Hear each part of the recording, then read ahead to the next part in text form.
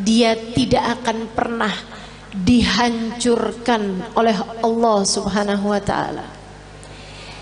Tiang itu adalah baginda kita, Nabi besar Muhammad.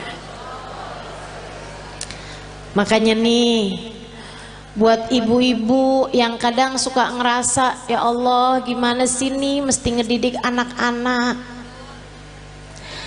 apalagi ngerasanya saya nih orang tua tunggal, suami saya bapaknya anak-anak udah 3 kali lebaran kagak pulang.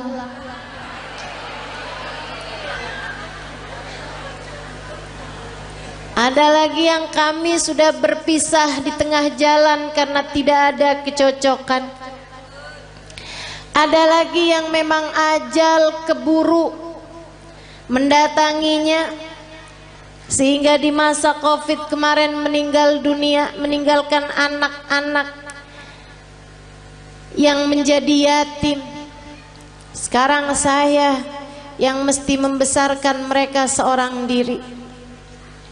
Ibu-ibu saudariku sekalian, kamu sandaran aja, tapi sandarannya jangan sama yang lemah. Kalau kamu sekedar nyari suami lagi gitu ya, sampai mengusahakan hidung kurang mancung dioperasi, kulit mulai keriput ditarik benang, biar cakepan bibir disulam. Saya jadi ngebayangin tuh muka apa kain, tarik benang, sulam,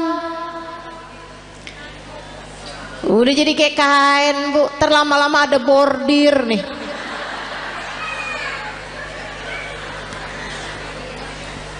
Teman-teman saudaraku sekalian, kalau kamu mengandalkan kecantikanmu atau mengandalkan seorang manusia lain seperti halnya suamimu yang dulu, ya kamu hanya berpindah dari satu tiang lemah menuju satu tiang rapuh lainnya. Nggak ada yang cukup buat dijadikan sandaran. Bu, untuk anak-anakmu pun juga begitu. Kalau kamu menyandarkan anak-anakmu kepadamu, kamu tidak akan cukup kuat untuk dijadikan sandaran. Sebab kamu pun juga lemah. Nggak berasa betapa sangat lemahnya dirimu itu. Kena sakit dikit udah nggak bisa ngapa-ngapain. Kena galau, bad mood, udah nggak bisa enak buat ngadepin anak-anakmu lagi. Bawaan, ya Allah ustazah kenapa ya saya? Kok lagi kesel banget tuh ustazah, ngelihat anak pengen saya telan.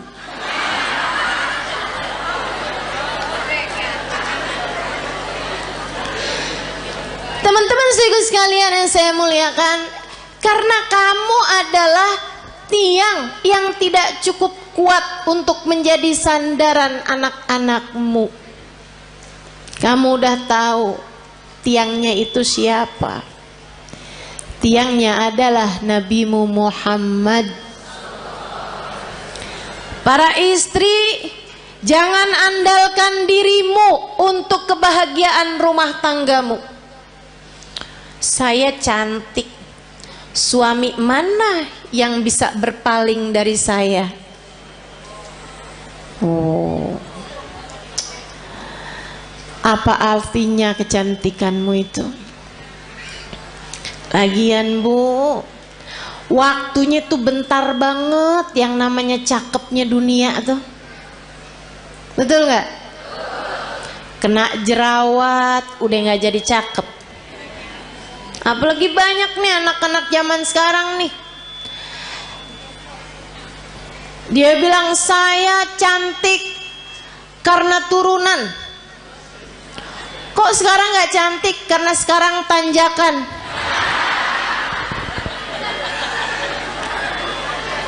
Banyak tuh.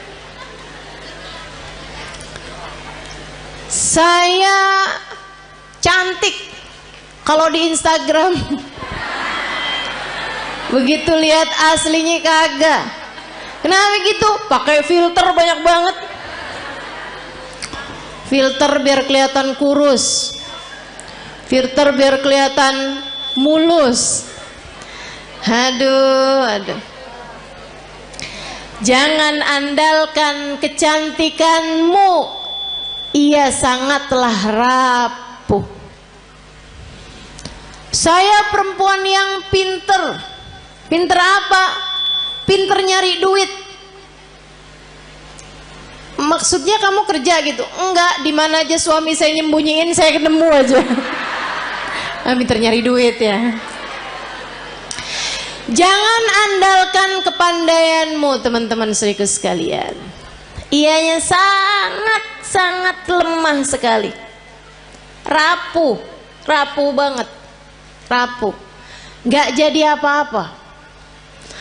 Untuk bisa bikin rumah tanggamu harmonis, rumah tanggamu dalam damai, kamu perlu tiang yang kuat untuk jadi sandaran. Sandaranmu dan sandaran suamimu juga. Untuk jadi orang tua, kamu perlu sandaran. Tidak cukup dirimu itu. Dirimu lemah, dirimu tak berdaya, dirimu rapuh. Teman-teman saya sekalian, kalian perlu tiang yang lebih kuat. Ustazah, ibadah saya banyak kok. Saya akan baik-baik saja ustazah dengan ibadah saya. Enggak. Seberapa banyak kamu bisa ibadah? Apa yang kamu andalkan dari ibadahmu? Udah deh, saya tahu. Modelannya yang kalau tahajud nguapnya lebih banyak daripada rakaatnya. Tahu saya. Model-modelan beginian nih. Kok ustazah tahu? Ya nggak beda sama saya.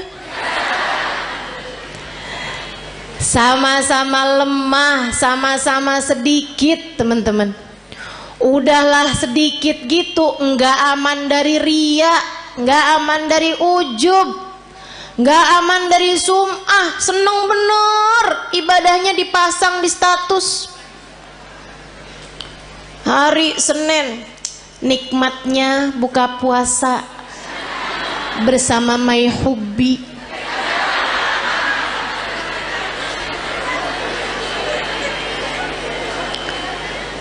Bangun tahajud jam 2, nulis di status, ibadah terbaik adalah sholat di waktu malam.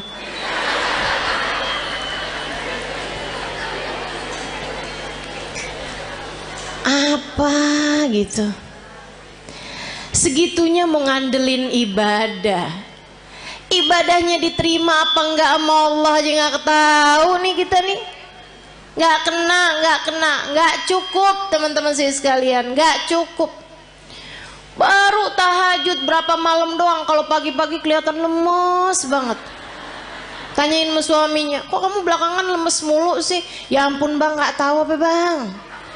Dari jam 2 nih bang, sampai subuh. Masya Allah. Teman-teman sekalian yang saya muliakan, nggak bisa, nggak cukup ngandelin ibadah, nggak cukup. Ibadah kita nggak seberapa. Andalan kita nih cuman satu. Kita punya tiang bernama Nabi Muhammad. Cukup tuh dijadiin andalan. Gimana nggak cukup? Yang pegang kunci surga. Gimana nggak cukup? Pejabat tertinggi di akhirat. Gimana nggak cukup? Emang iya ustazah? Lah kamu belum tahu. Teman-teman sekalian, dengarkan sabda Nabi Muhammad dalam Bukhari. Katanya Nabi Muhammad, ana sayyid walad Adam wala fakhr. Aku adalah pemimpin seluruh umat manusia dan aku tak berbangga atas hal tersebut.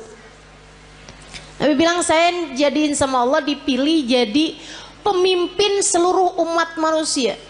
rajanya semua umat manusia. Kapan? Ntar di akhirat, teman-teman. Ntar di akhirat.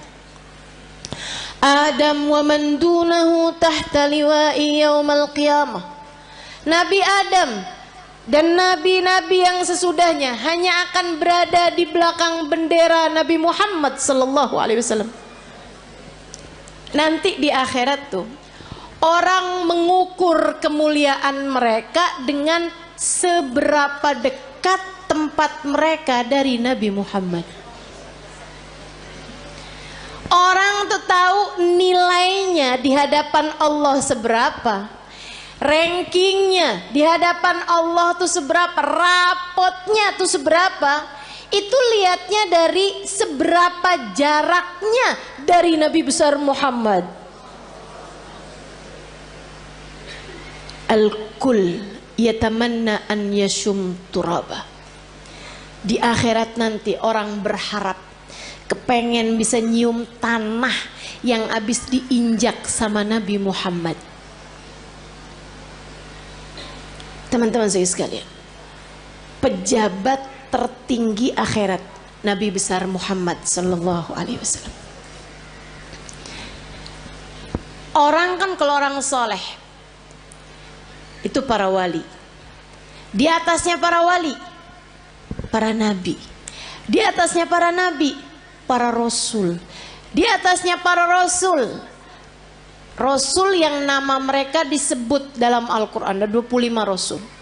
Di antara mereka Ulul Azmi, 5 sahabat besar, 5 para rasul terbesar, Nabi Ibrahim, Nabi Nuh, Nabi Musa, Nabi Isa. Itu semuanya adanya di belakang benderanya Nabi Muhammad. Nabi Muhammad pimpinan dari semuanya, teman-teman sekalian. Gimana nggak cukup kamu jadiin andalan? Orang kalau tinggal nih di Indonesia nih, terus dia itu deket sama presiden, urusan-urusan jadi gampang, betul? Sekalian saya muliakan. Nah, saya kasih tahu, pejabat paling tinggi di akhirat itu adalah Nabi Muhammad. Maka gampang banget, gampang banget. Pengen selamat gampang, pengen bahagia gampang, pengen mulia gampang. Yang dekat sama Nabi Muhammad. Pengen selamat gampang, sandaran, teman-teman saya sekalian. Pengen rileks gampang, sandaran. Tapi yang kamu sandarin harus yang kuat, yaitu Nabi besar Muhammad. Allah telah memilihnya untuk menjadi seseorang yang cukup bagi setiap orang-orang yang beriman. Nabi itu sama Allah. Di akhirat nanti Allah bikin Miftahul jannah biyadi wala fakhr. Kata Nabi nih, tar di akhirat kunci surga saya yang pegang. Nabi yang pegang kunci surga. Makanya gak ada ceritanya orang bisa masuk surga sebelum Nabi Muhammad. Palingan bisa ngantri depan pintu surga. Tapi yang ngebuka surga tetap Nabi besar Muhammad sallallahu alaihi wasallam. Nabi buka pintu surga. Tapi Nabi habis itu bilang kayak begini, wala fakhr, kata Nabi. Tapi saya nggak bangga. Saya jadi pemimpin seluruh umat manusia. Saya nggak bangga. Kunci surga saya yang pegang. Saya nggak bangga. Terus apa sih yang bisa bikin bangga Nabi Muhammad? Apa sih yang bisa bikin Nabi Muhammad tuh hatinya jadi lega, seneng gitu? Geret ainu, hatinya jadi lega, hatinya jadi tentram, hatinya jadi damai, hatinya jadi bangga, besar hati. Adakah hal yang bisa membuat Nabi Muhammad berlega hati, berlapang hati, berbangga hati? Ada, teman-teman. Apa itu? Dengerin. Tanakahu takthuru fa inni mubahin bikumul umam yaumal qiyamah. Nabi Muhammad bilang, tanakahu, pada nikah lagi kalian umat saya. Biar kenapa Rasul? Takthuru, biar kalian jadi banyak. Orang nikah suami atu, bini atu, anak lahir 6. Apalagi orang zaman dulu ya, 13. Jadi sekalian, tanakahu kata Nabi, pada nikahlah kalian, takthuru, biar kalian jadi banyak. Emang kenapa Rasul?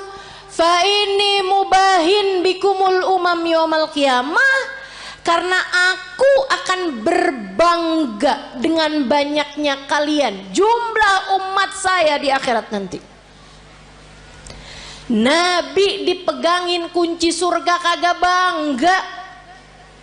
Nabi jadi orang pertama melewati jembatan, orang pertama masuk surga, Nabi nggak bangga. Nabi dijadikan pejabat tertinggi di akhirat, pemimpin seluruh umat manusia, Nabi nggak bangga.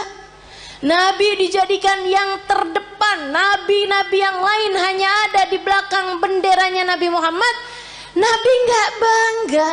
Yang dibanggain sama Nabi kita. Nggak GR. Saya sih iya. Jadi nggak ada yang bisa bikin saya harus minder di atas muka bumi ini. Sebab saya umat Nabi Muhammad.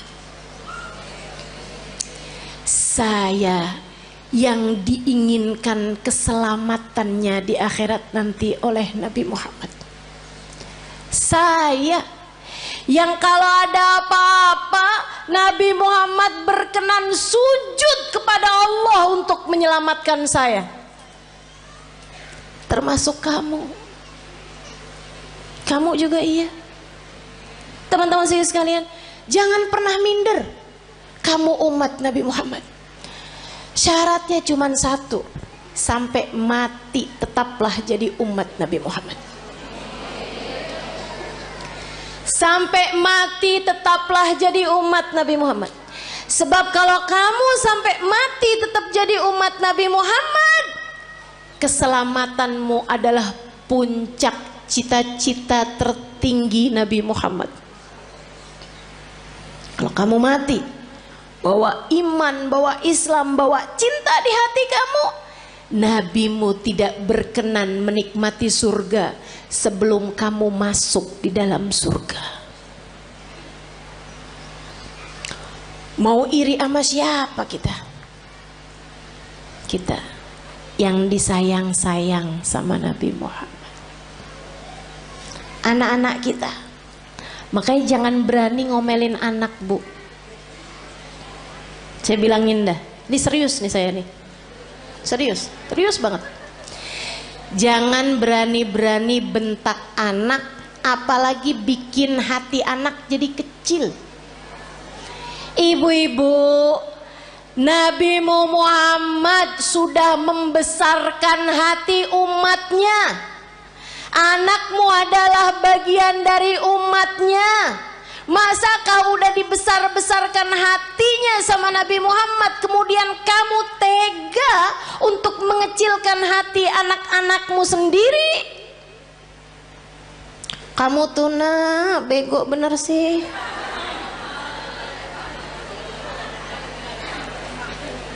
Orang-orang tuh rapotnya pada hitam semua. Nah kamu yang hitam cuman 2. Itu juga pelajaran olahraga maksenian. Ya ampun nak, mamah malu punya anak kayak kamu. Hati-hati. Nabi Muhammad tidak malu memiliki kita sebagai umatnya. Nabi Muhammad tidak malu memiliki anak-anakmu sebagai umatnya. Masakah kamu malu memiliki anak-anakmu sebagai anak-anakmu? Teman-teman saudariku sekalian yang saya muliakan, gedein hatinya. Kalau dia lagi sedih, bilangin, nak jangan sedih, kamu umat Nabi Muhammad.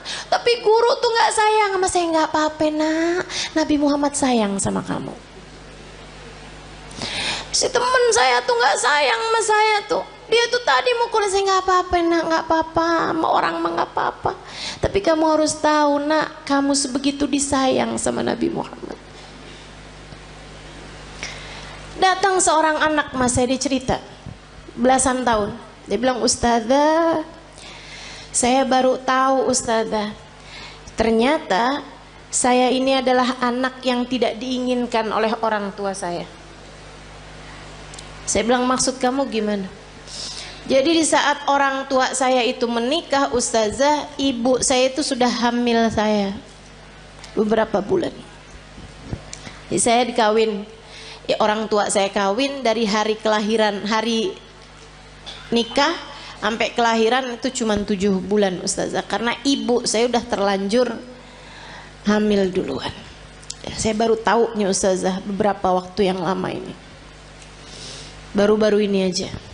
Dia bilang, saya sedih Ustazah, sedih banget. Tiap malam saya nangis Ustazah. Ya Allah, orang tua saya tidak menginginkan saya lahir. Saya bilang, mereka memperlakukan kamu dengan galak, suka? Enggak Ustazah. Saya bilang, nak, kamu tiap malam kalau tahajud atau kalau kebangun, kamu bilang, ya Allah, saya lahir tidak diinginkan oleh orang tua saya. Akan tetapi yang saya tahu, saya tidak akan ada di atas muka bumi ini tanpa izinmu, tanpa kehendakmu, tanpa maumu. Maka ya Allah, ya Allah, ya Allah, meski sesiapapun tidak menginginkan keberadaanku, Engkau ya Allah jangan pernah meninggalkan aku. Mulai netes air matanya satu-satu. Terus saya bilang lagi, terus kamu baca sholawat sama Nabi Muhammad. Habis itu kamu bilang, ya Rasulullah, kabarnya engkau sangat sayang kepada umatmu. Orang tua saya tidak seberapa sayang sama saya. Mereka bahkan tidak mengharapkan kehadiran saya dalam kehidupan mereka. Akan tetapi yang saya dengar, engkau sangat menyayangi kami sebagai umatmu. Ya Rasulullah, sayangilah saya di saat yang lain tidak menyayangi saya. Dan Nabi itu gak pernah gak cukup buat siapapun. Nabi tidak pernah tidak cukup untuk siapapun. Cukup. Kamu kalau merasa sedih, merasa galau, merasa cemburu, merasa gak disayang, merasa gak dicinta, pasti karena kamu lupa sama Nabi Muhammad. Tapi begitu kamu ingat sama Nabi Muhammad, ya Rasulullah, makasih. Saya umatmu wahai Rasul. Saya umatmu wahai Rasul. Meski siapapun berpaling dariku, aku berharap engkau tidak akan pernah meninggalkanku. Gitu. Yang dekat sama Nabi Muhammad. Hadiah terindah yang Allah berikan dalam kehidupan kita, teman-teman. A'udzu billahi minasyaitonir rajim. Laqad manallahu 'alal mu'minin id ba'atha fihim rasulan yatlu 'alaihim ayatihi wa yuzakkihim wa yu'allimuhumul kitaba wal hikmah wa in kanu min qablu lafi dhalalim mubin. Laqad manallahu 'alal mu'minin. Allah telah sungguh-sungguh menghadiahi hadiah terbesar bagi orang yang beriman. Apa nih Hadiah terbesar yang Allah berikan kepada kita nih, kita sebagai orang yang beriman sama Allah dikasih apa? Rumah yang mewah, mobil yang bagus, dikasih tampang yang cakep-cakep. Kayaknya nggak juga. Kita lihat orang kafir-kafir pada punya rumah besar-besar. Kita lihat orang kafir-kafir dikasih muka cakep-cakep dari kita, dikasih hidung lebih mancung-mancung dari kita, dikasih duit lebih banyak daripada kita. Ternyata bukan itu hadiah besar yang Allah berikan dalam hidup kita. Karena teman-teman, orang punya harta banyak belum tentu bahagia. Makanya Allah waktu bilang hadiah paling besar Allah berikan kepada orang yang beriman bukan harta, bukan rupa, bukan tahta. Akan tapi yang Allah bilang, "Ibba'atha fihim rasulan," telah aku utuskan untuk kalian Nabi Muhammad. Hadiah terbesar buat kita sekalian. Mudah-mudahan kita bisa rengkuh hadiah ini. Mudah-mudahan bisa kita deketin Nabi Muhammad. Mudah-mudahan kita bisa jadi orang yang gak ditinggalin sama Nabi Muhammad. Gimana tuh caranya Ustazah? Biar gak ditinggalin sama Nabi Muhammad. Nah, ini saya mau kasih tahu cara biar Nabi Muhammad gak tinggalin kita. Gimana caranya? Jangan tinggalin Nabi Muhammad. Nah, itu ada caranya. Jangan pernah tinggalin Nabi Muhammad untuk apapun dan untuk siapapun, teman-teman saudara sekalian. Jangan pernah tinggalin Nabi Muhammad untuk siapapun dan untuk apapun. Jangan tinggalin ajaran Nabi Muhammad untuk siapapun dan untuk apapun. Dulu sebelum nikah nih melaki yang ini nih, kerudungan rapi, ke tukang sayur aja nggak pernah ketinggalan. Ngejar bakso aja relaan baksonya yang pergi dah, daripada keluar nggak pakai jilbab, karena nggak mahram sama tukang bakso. Giliran kawin suaminya bilang, kamu kayaknya kalau kayak pakai kerudungan kayak kelihatan lebih tua 10 tahun dah dari aslinya.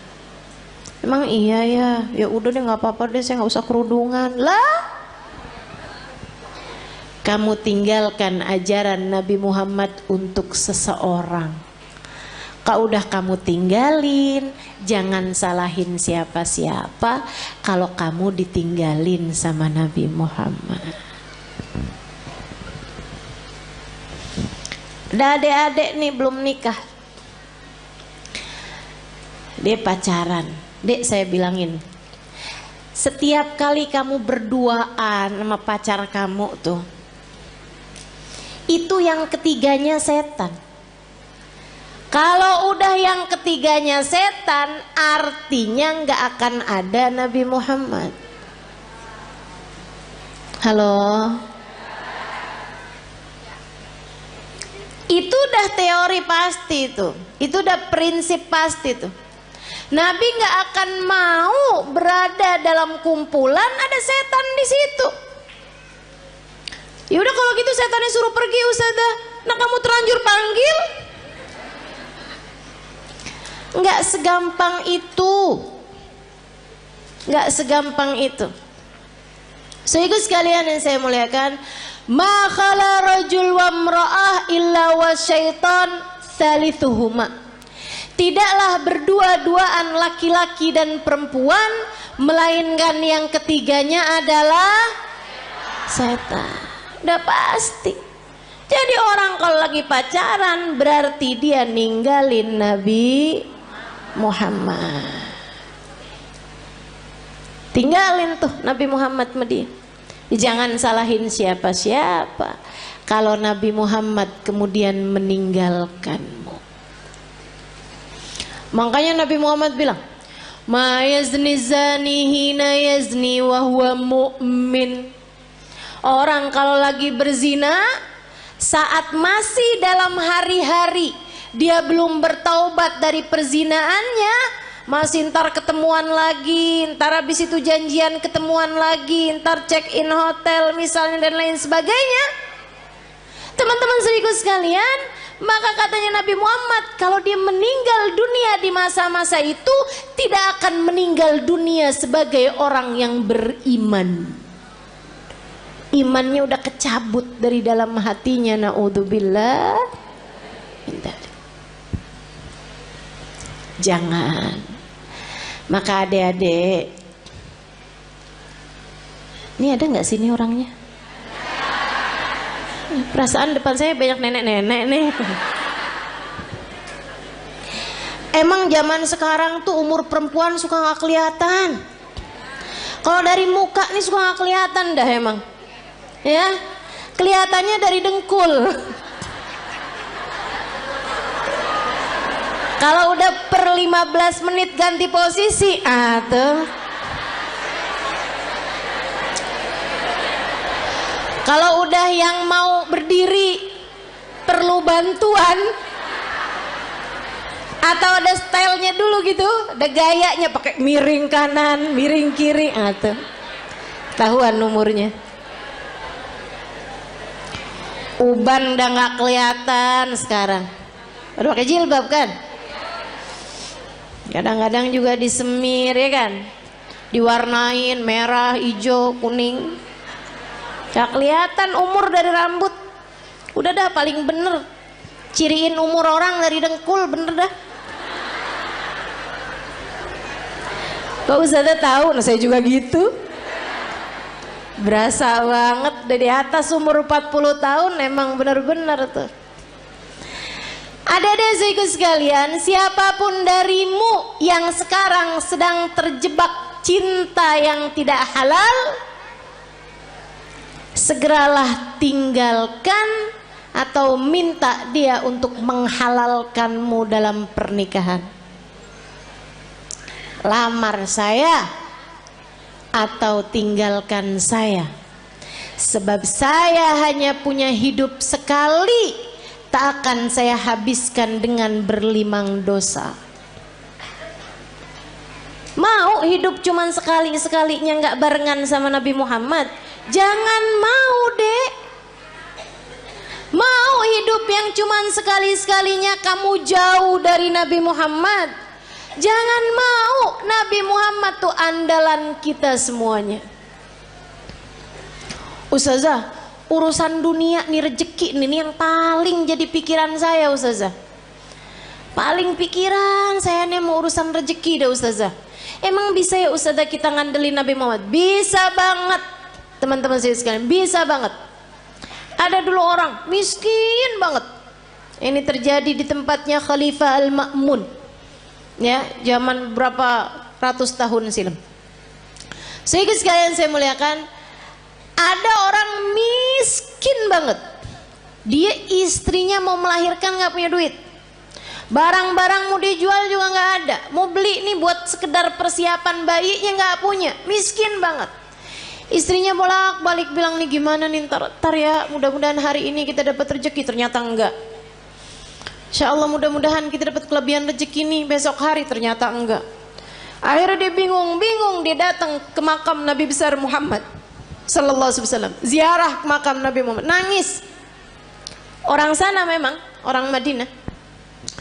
Dia datang nangis di makam Nabi Muhammad SAW. Rasulullah, saya umatmu nih Rasul, gini amat ya nasib saya. Istri saya mau melahirkan anak saya Rasulullah, dan istri saya umatmu, anak saya umatmu. Ya Rasulullah, tolongin saya. Malam harinya dimimpiin Nabi Muhammad SAW. Mimpiin Nabi, sama Nabi dibilangin, emang segampang itu ya Ustazah mimpi Nabi Muhammad? Iya, buat sebagian orang. Yang apa Ustazah? Yang hatinya bersih. Ya, jadi itu istilah mimpi Nabi Muhammad tuh teman-teman. Itu tuh gampang buat sebagian orang yang hatinya bersih.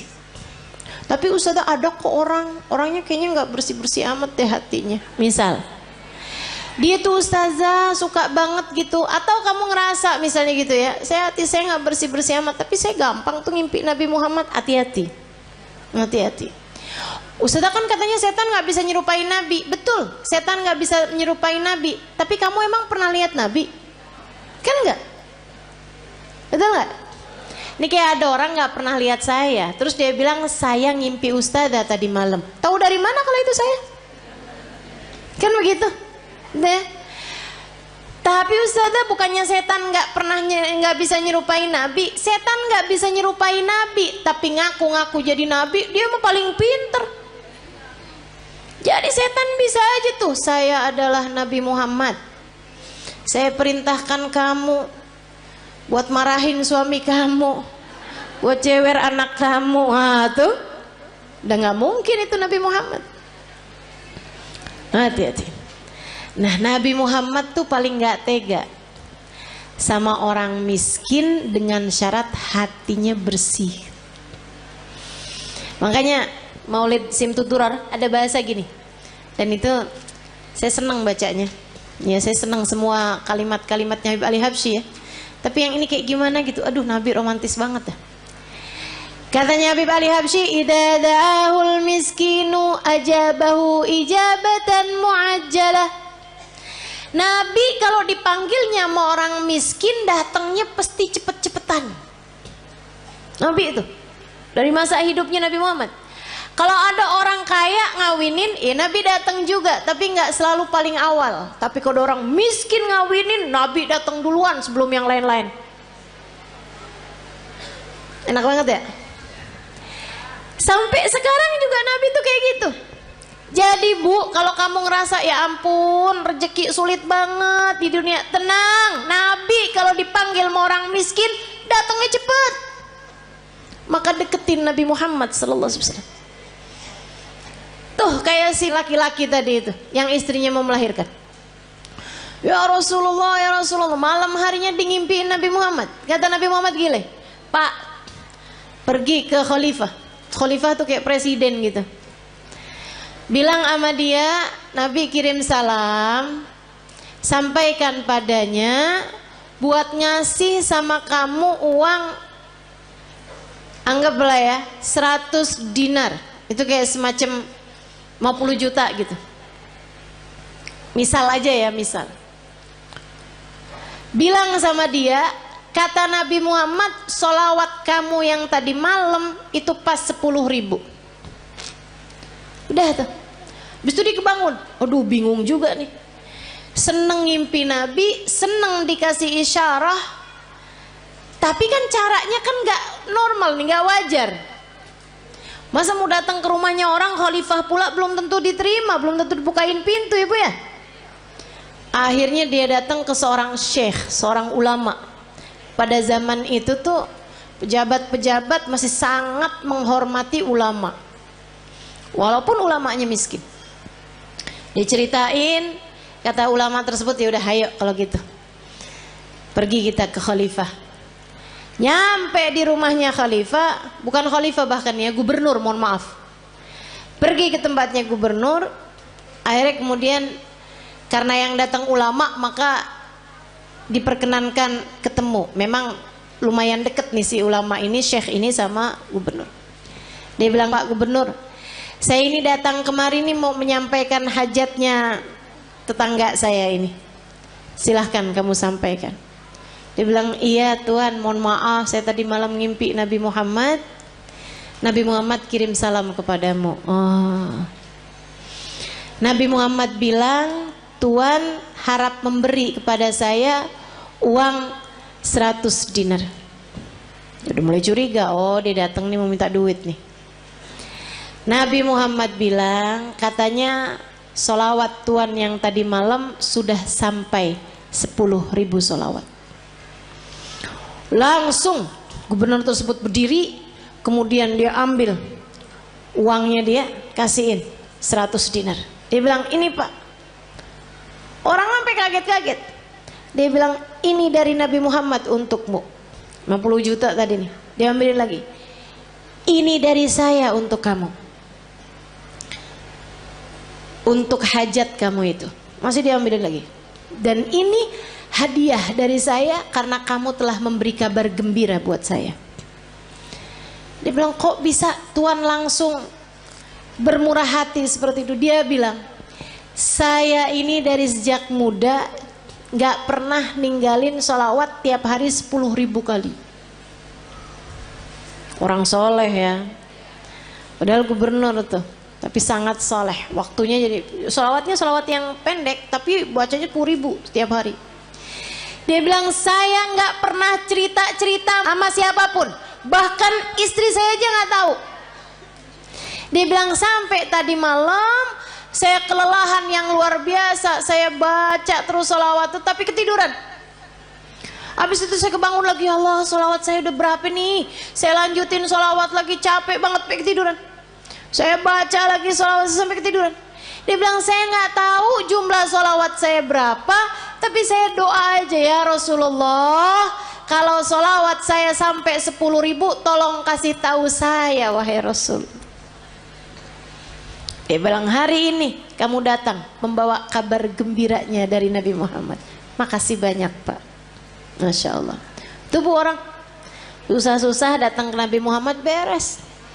Emang Nabi mah andalan, teman-teman saya sekalian. Orang bawa penyakit, kalau yang dideketin Nabi Muhammad beres semuanya, ibu-ibu saya sekalian, beres semuanya. Nabi itu udah dipanggil-panggil tuh cepet nyampe-nya. Ibu sekalian saya muliakan, banyak cerita-cerita mengenai orang-orang yang sakit datang kepada Nabi Muhammad, sakit yang mustahil buat sembuh aja bisa sembuh. Udah banyak sekali. Makanya udah nggak usah susah. Yang penting dalam hidupmu itu jangan pernah tinggal Nabi Muhammad. Gimana caranya? 3 aja dah gampang. Sholawatan yang banyak, yang taat sama Nabi Muhammad, gitu kan ya? Sholawatan yang banyak, yang taat sama jalan Islam, dan yang ketiga yang cinta sama Nabi Muhammad. Yang cinta sama Nabi. Cinta tuh gimana caranya, Ustazah? Cinta itu kan nggak bisa diusahakan, siapa bilang? Cinta itu bisa banget diusahakan. Caranya gimana? Gampang teman-teman. Cinta itu bisanya ditularkan. Jadi kalau kamu pengen punya hati, punya cinta sama Nabi Muhammad, selalulah, sering-seringlah duduk-duduk bersama dengan para pecinta di majelis-majelis maulid seperti ini. Ama yang berikutnya, sering-seringlah mendengar kajian. Baik kamu hadir secara langsung ataupun di rumah, live streaming. Yang senang baca tuh banyak kitab-kitab, buku-buku menceritakan tentang Nabi Muhammad. Asal ditulis dari orang yang punya cinta kepada Nabi Muhammad, pasti akan bertambah kecintaanmu kepadanya. Jangan tinggalin Nabi Muhammad. Nabi Muhammad akan cukup untukmu, teman-teman. Untuk setiap kesedihanmu di dunia, cukup Nabi Muhammad sallallahu alaihi wasallam. Nanti itu gampang banget hilang sedihnya kalau kamu dekat sama Nabi besar Muhammad. Untuk semua kesusahan-kesusahan hidupmu, gampang teman-teman mau hilangnya. Andelin saja Nabi besar Muhammad. Pengen apa aja gampang. Udah deh. Katanya Sayyid Muhammad bin Alwi bin Abbas Al-Maliki, nggak ada perkara nggak bisa diselesaikan sama sholawat kepada Nabi Muhammad. Itu baru kena sholawatnya. Belum lagi kalau sholawat ditambah taat, ditambah cinta, beres semua urusan. Nggak cuman urusan dunia, tapi urusan akhirat semuanya bakalan beres. Jadi buat para istri yang saat ini merasa suami saya sepertinya nggak sayang sama saya kasih tahu, Bu, caranya. Suami saya nih sekarang hatinya sedang bercabang. Dia lagi buka cabang di hatinya. Tenang teman-teman sekalian, saya kasih tahu caranya. Kamu jangan pergi ke mbah dukun. Cinta ditolak, nggak usah. Susah hati kamu nanti, rusak kotor hati kamu nanti. Jangan juga kamu cari tahu perempuan itu. Kamu nyusahin diri kalau kayak gitu. Kamu labrak tuh perempuan, kamu liatin dia cakep apa kagak. Kalau dia jelek, kamu pikir suamimu sudah diguna-guna. Kalau dia cantik, kamunya yang pergi ke operasi plastik. Nggak gitu caranya. Terus caranya gimana Ustazah? Mulailah perbanyak sholawatmu kepada Nabi Muhammad. Ini bukan berarti yang nggak punya masalah nggak usah sholawatan ya. Nggak gitu. Tapi saya kasih tahu aja, kalau kamu merasa sedang dalam masa-masa seperti ini, teman-teman saya sekalian, mulailah banyakin sholawatmu kepada Nabi Muhammad. Sholawat apa Ustaz? Apa aja yang kamu bisa. Semua sholawat itu sama. Tukfahamuk tukfardambuk, kata Nabi Muhammad. Kamu kalau banyak bacanya, tukfahamuk, hilang semua susahmu, tukfardambuk, terampuni seluruh dosa-dosamu. Banyakin sholawat. Nanti kalau malam kamu bangun tahajud, habis selesai tahajud kamu angkat tangan. Ya Rasulullah, suami saya berpaling hati dari saya. Akan tetapi engkau wahai Rasul adalah nabiku. Jangan pernah memalingkan hatimu dariku.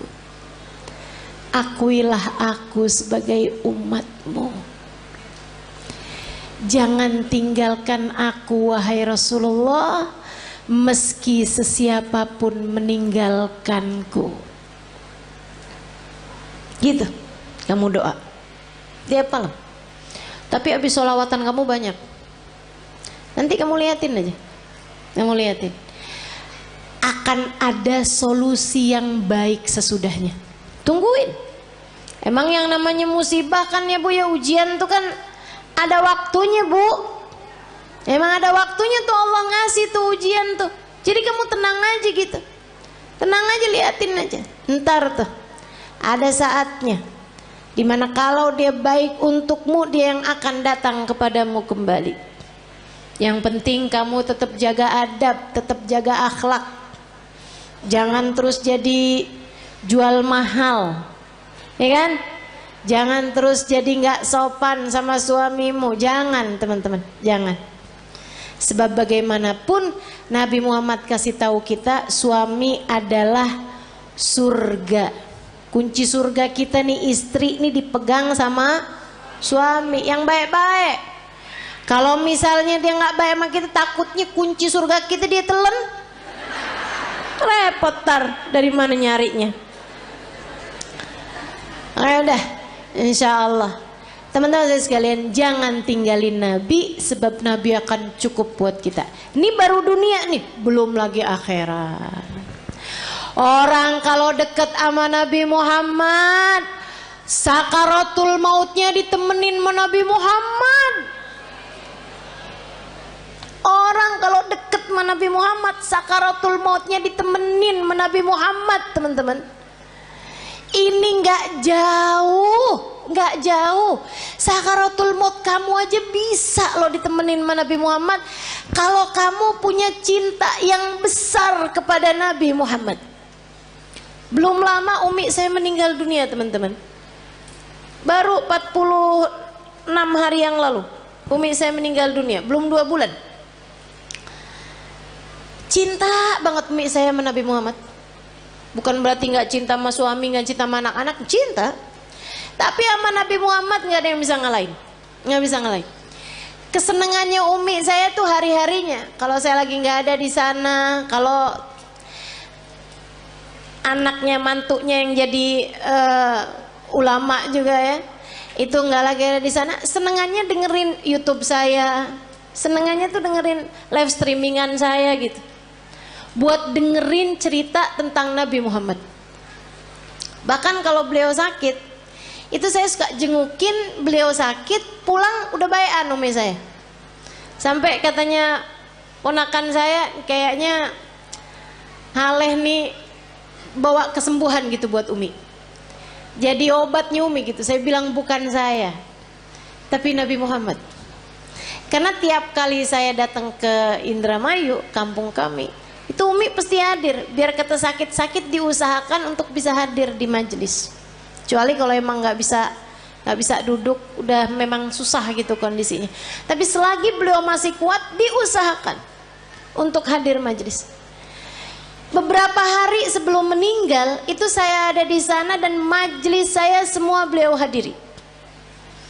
Sampai majelis adik saya beliau hadiri hanya untuk hadir maulidnya aja. Habis maulid pulang. Teman-teman saya sekalian, cintanya sama Nabi Muhammad luar biasa. Di lisannya nih Nabi Muhammad, ya Rasulullah, ya Rasulullah. Sakit dikit ya Rasulullah. Apaan ini ya Rasulullah, ya Rasulullah. Kalau lagi sakit ya Rasulullah, ya Rasulullah. Sampai datang sakaratul maut, orang di sekelilingnya nggak dengerin Umi ngomong apapun selain ya Rasulullah. Sampai meninggal dunianya, nggak pakai sakit, nggak pakai sulit, nggak pakai kehausan, nggak pakai ketakutan, mulutnya tersenyum, mulutnya menutup, nggak kehausan, sambil manggil ya Rasulullah. Gampang banget orang kalau punya cinta sama Nabi Muhammad, matinya enak, matinya enak. Makanya jangan pernah tinggalin Nabi buat siapapun.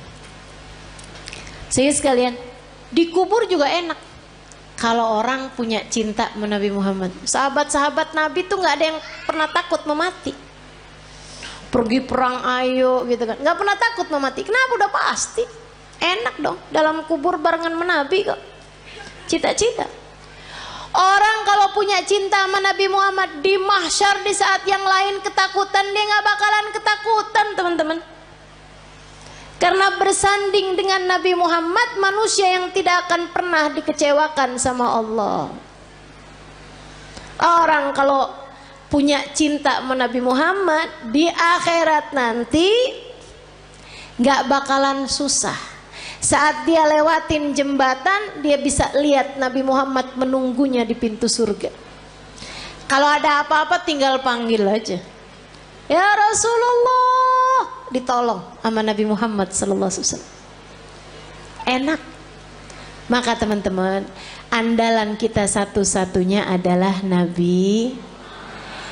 Jangan pernah tinggalin Nabi Muhammad, ajarannya Nabi Muhammad, perintahnya Nabi Muhammad, sholawat kepada Nabi Muhammad. Jangan pernah tinggalkan untuk siapapun dan untuk apapun juga. Nabi Muhammad taruh dalam hatimu, masukin dalam hatimu, kunci, gembok kalau perlu. Jangan biarkan Nabi Muhammad keluar lagi dari hatimu. Bersolawatlah banyak-banyak, cari-cari cintanya banyak-banyak.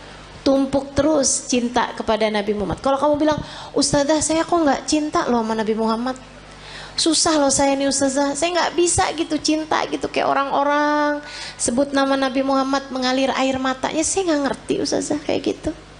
Ya kalau gitu belajar buat mencintai, belajar buat cinta. Kalau kamu bisa menangis, menangislah karena rindu pada Nabi Muhammad. Tapi kalau kamu nggak bisa menangis rindu kepada Nabi Muhammad, maka tangisilah dirimu yang tidak punya cinta kepada Nabi Muhammad. Sambil minta sama Allah, ya Allah, taruhkan dalam hatiku rasa cinta kepada kekasihmu Nabi Muhammad, ya Allah. Jangan matikan aku sebelum kau letakkan dalam hatiku cinta kepadanya. Ya Allah, kenalkan aku kepada Nabi, kenalkan Nabi Muhammad kepadaku. Dekatkan aku kepada Nabi, dekatkan Nabi Muhammad kepadaku. Ya Allah, cintakan hatiku kepada Nabi, cintakan Nabi Muhammad kepadaku ya Allah. Jadikan hati ini mengenal rindu kepada Nabi Muhammad, dan jadikanlah Nabi Muhammad merindukanku ya Allah, ya Allah. Minta sama Allah. Sebab Allah lah muqallibal qulub, yang menggerak-gerakkan hati, yang membolak-balikan hati. Tapi yang pasti jangan berani mati kalau belum pulang bawa Nabi Muhammad. Jangan berani mati kalau hatimu belum cinta sama Nabi. Yuk belajar terus insya Allah. Belajar terus insya Allah. Banyakin baca salawat, banyakin hadir majelis-majelis maulid, banyakin kumpul-kumpul sama orang yang punya cinta sama Nabi Muhammad. Gitu ya. Tik lama-lama tambah kuat cintanya. Insyaallah, mudah-mudahan Allah Subhanahu wa taala menjadikan kita umatnya yang mencintai dan dicintai Nabi Muhammad sallallahu alaihi wasallam. Ala hadhihi niyyah wa bikulli niyatin salihah jami'ah syamilah ila hadratin Nabi Muhammad sallallahu alaihi wa ala alihi wasallam. Al-Fatihah.